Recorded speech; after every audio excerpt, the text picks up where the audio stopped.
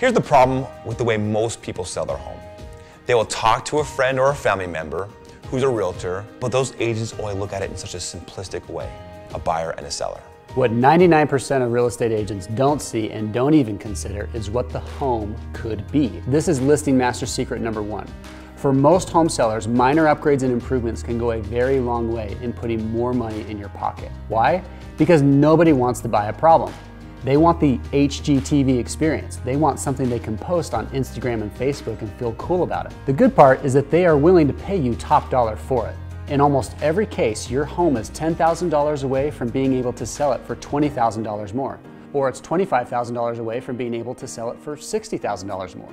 But you need the right team with the right experience and the right plan so you don't go putting money into things that won't get you the max sales price. Listing Masters secret number 2. If you don't have an extra $10,000 to $20,000 to spend, we will cover the cost for you. We are willing to put our money where our mouth is and invest in your property to make sure people aren't just looking at your home, but they're fighting over it. This process puts more money in your pocket and makes your property sell much quicker. It's a win-win.